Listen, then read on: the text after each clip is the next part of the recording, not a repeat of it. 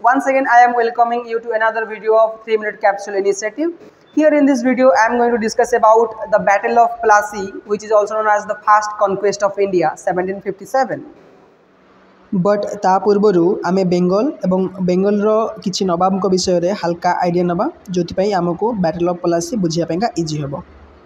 से समय रे ओडिशा, बिहार, पश्चिमबंग एवं बांग्लादेश को बेंगल प्रोविंस कह जाउथिला एवं 1717 मसीह मोगल एम्पायर फारूक सियर मुर्शिद कुली खान को सही बेंगल प्रोविंस रो गवर्नर बा सुबेदार रूपे अपॉइंट करथिले।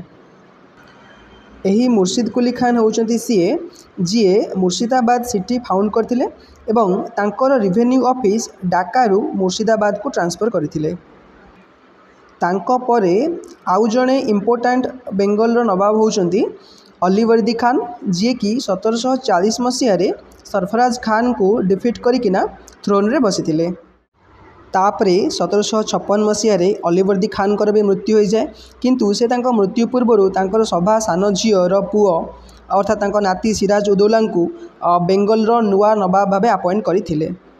जेतेबेले सिराज उदौला गादी रे बसिले सेतेबेले को ब्रिटिशर्स माने मोगल एम्पायर पाखु दस्तक नहीं तार मिसयूज करवा स्टार्ट करथिले।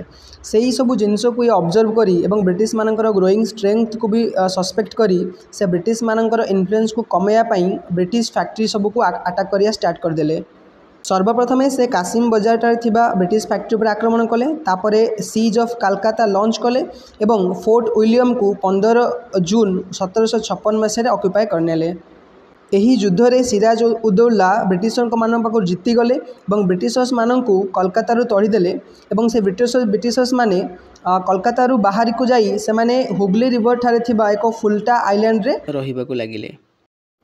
एही युद्ध परे सिराज उदौला ब्रिटिशर्स मानकर पावर को अंडर एस्टिमेट कले, जहाँ फल ब्रिटिशर्स माने सिराज उदौलांकर आर्मी चीफ मीर जाफर और बैंकर जगत सेठ सहित हाथ करी से सिराज उदौला विरुद्ध रे कन्स्पिरेसी कले एवं तार वर्षे परे अर्थात 23 जून 1757 रे ब्रिटिशर्स माने सिराज उदौला उपरे पलासी ठारे आक्रमण करने को लगिले, जोथि पई एक भयंकर युद्ध होइतिला एवं एई युद्ध रे सिराज उदौला ब्रिटिशर्स मानक पाखुर हार जाइतिले। आ एइटा ही होउची बैटल ऑफ प्लासी।